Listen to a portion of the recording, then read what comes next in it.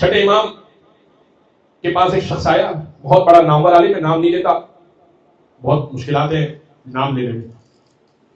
انہوں نے کہا کہ آپ کے صاحبزادے ایسی جگہ سے نماز پڑھ رہے ہیں جہاں سے نا لوگ آگے سے گزر رہے ہیں. اب عالم اسلام میں ایک مسئلہ تو یہ ہے, اختلاف تو یہ ہے کہ نمازی کے آگے سے گزرنے سے نماز باطل ہوتی ہے یا نہیں ہوتی. جعفری عقیدے والا, اثنا عشر والا, مولا متقیان کا چاہنے والا, حسینی, اس کے آگے سے آپ گزر جائیے, نماز میں کوئی فرق نہیں پڑتا. فقہ جعفریہ کا یہی مسئلہ ہے, ٹھیک ہے نا, فقہ جعفریہ کا تو یہی مسئلہ ہے, گزر جائیے آگے سے کوئی مسئلہ نہیں ہے.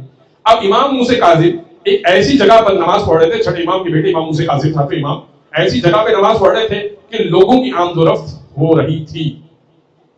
تو ان بزرگ نے, اب میں اشارتاً کہہ دیتا ہوں تاکہ آپ تک اگر شاید نام پہنچ جائے, 2 سال جنہوں نے پڑھا تھا, صرف 2 سال جنہوں نے پڑھا تھا اور ایک ٹائٹل لیے بیٹھے تھے امام ہونے کا ہی, وہ کہنے لگے فرزند رسول آپ کا بچہ اس جگہ پہ نماز پڑھ رہا ہے جس جگہ پر گزرگاہ ہے, لوگوں کا آگے سے آنا جانا ہے, اور ایسی جگہ پہ نماز پڑھ رہا ہے, کیا نماز میں خلل واقع نہیں ہوگا؟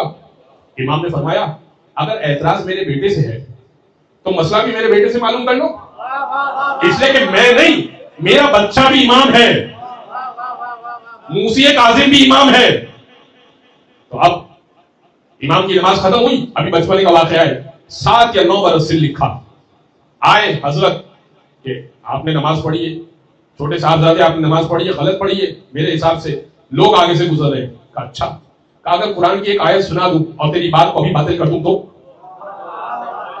کہا اچھا کیا سنائیں گے؟ کہا قرآن یہ کہہ رہا ہے نحن اقرب الیہ من حبل الورید, ہم وہ ہیں, پروردگار اپنے بارے میں کہہ رہا ہے, ہم وہ ہیں جو لوگوں کی رگے گردن سے زیادہ قریب ہیں. جو خدا رگے گردن سے زیادہ قریب ہو اس کے درمیان لوگ کیسے آ جاتے ہیں؟